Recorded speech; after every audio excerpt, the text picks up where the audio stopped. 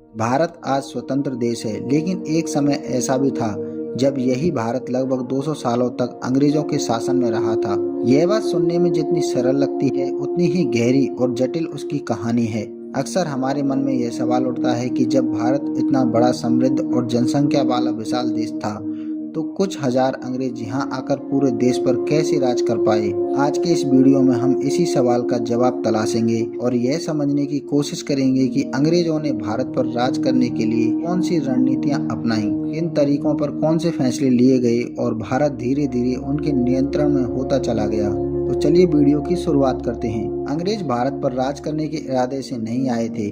उनका पहला उद्देश्य केवल व्यापार करना था। 31 दिसंबर सन 1600 को इंग्लैंड की रानी एलिजाबेथ प्रथम ने ईस्ट इंडिया कंपनी को एशिया में व्यापार करने का अधिकार दिया। इसके बाद 1608 में अंग्रेज व्यापारी विलियम हॉकिंस भारत पहुंचा और मुगल सम्राट जहांगीर के दरबार में व्यापार की अनुमति मांगी। उस समय भारत दुनिया के सबसे अमीर देशों में से एक था।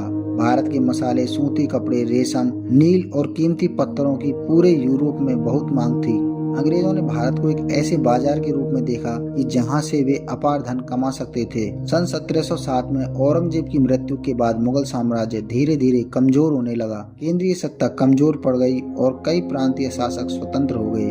भारत में अब अलग अलग राजा थे। हर राजा अपनी सत्ता बढ़ाने में लगा हुआ था। आपसी संघर्ष लगातार बढ़ रहे थे। अंग्रेजों ने बहुत ध्यान से इस स्थिति को समझा। उन्होंने महसूस किया कि भारत की सबसे बड़ी कमजोरी उसकी आपसी फूट है। और इसके बाद 23 जून 1757 को बंगाल में प्लासी का युद्ध हुआ। इस युद्ध में बंगाल के नवाब सिराजुद्दौला और अंग्रेज सेनापति रॉबर्ट क्लाइव आमने सामने थे।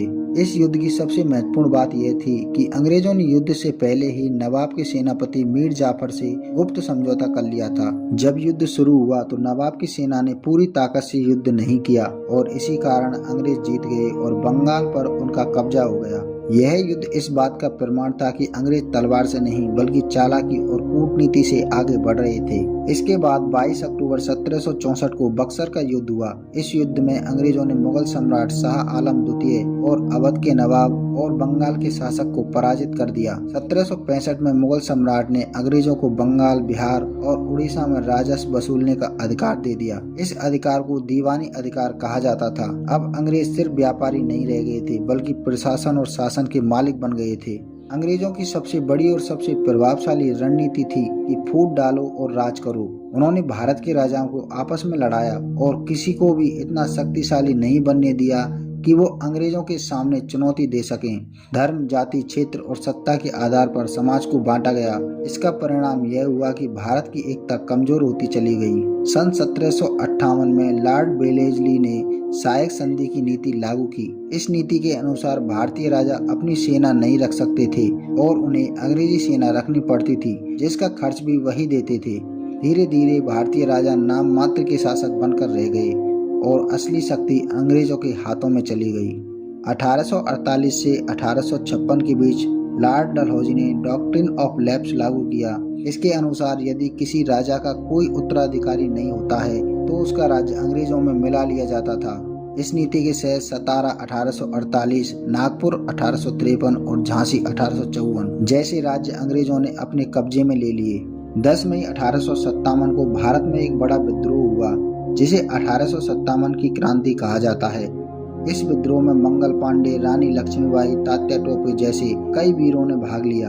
हालांकि यह क्रांति सफल नहीं हो सकी, लेकिन इसने अंग्रेजों को हिलाकर रख दिया था और सन 1858 में ईस्ट इंडिया कंपनी को हटाकर भारत को सीधे ब्रिटिश सरकार के अधीन कर दिया गया था। 1835 में मैकाले की शिक्षा नीति लागू की गई। इसका उद्देश्य ऐसे भारतीय तैयार करना था जो अंग्रेजी सोच और अंग्रेजी शासन को समझ सके।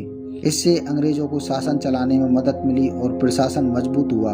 अंग्रेजों ने अपने लाभ के लिए रेलवे का निर्माण किया, जिसका उपयोग कच्चा माल ले जाने, सेना की आवाजाही और शासन को मजबूत करने के लिए किया गया था। भारत का कच्चा माल इंग्लैंड भेजा जाता था और वहां से तैयार होकर भारत बेचा जाता था। इसे धन की निकासी कहा जाता है। अंग्रेज भारत पर इसलिए राज कर पाए क्योंकि उन्होंने भारत की कमजोरियों को समझा और उनका राजनीति तरीके से उपयोग किया। भारत तलवार से नहीं आ रहा बल्कि आपसी फूट, कमजोर प्रशासन और चालाक राजनीति के कारण अंग्रेजों के नियंत्रण में चला गया। आपके अनुसार अंग्रेजों की सबसे प्रभावशाली रणनीति कौन सी थी? अपनी राय कमेंट में जरूर बताएं। वीडियो अच्छा लगा हो तो वीडियो को लाइक करें, चैनल को सब्सक्राइब करें।